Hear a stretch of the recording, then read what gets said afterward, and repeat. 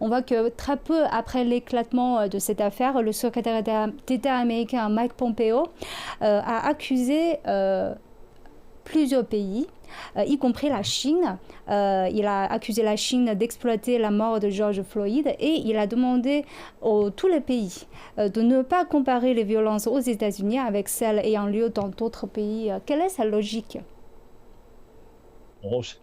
Ce secrétaire d'État américain est un peu particulier parce que de tous les secrétaires d'État américains, il défendait toujours les droits de l'homme un peu partout dans le monde, mais cette fois-ci, les questions des droits de l'homme surgissent au sein même des États-Unis.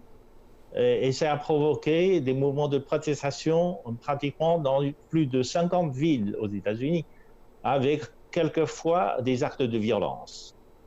Alors, à ce moment-là, au lieu d'essayer de calmer les choses, le secrétaire d'État américain essaie de détourner l'attention et de dire que, essayer de trouver d'autres explications derrière l'éruption de ces mouvements de protestation aux États-Unis.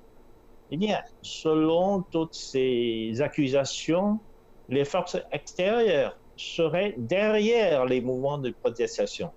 Donc, c'est lorsque les Américains ont financé, par exemple, des actes de violence à Hong Kong l'année dernière, lorsque les Américains ont financé le printemps arabe dans les pays arabes au Moyen-Orient, ou lorsqu'ils ont financé les révolutions de couleur en nord de l'Est à l'époque, ils avaient dit que leur propos était de défendre les droits de l'homme dans notre pays.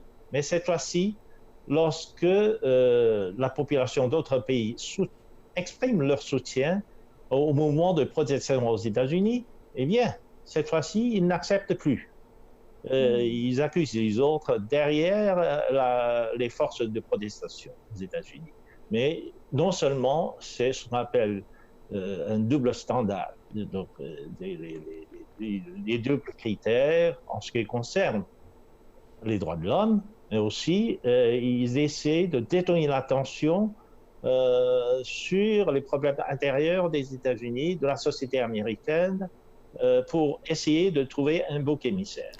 J'ai l'impression que cette stratégie est devenue une sorte de nouvelle normalité aux États-Unis maintenant, cette stratégie de trouver un bouc émissaire pour toutes les choses, n'est-ce pas? Oui, pour le développement de l'épidémie, ils essaient d'endosser ou de trouver, d'endosser la responsabilité sur la Chine, mais cette fois-ci avec l'éruption de ces mouvements de protestation partout aux États-Unis, ils veulent aussi trouver des boucs émissaires à l'étranger pour justifier leurs actions et pour justifier leur, leur je dirais, leur injustice sociale. Hmm.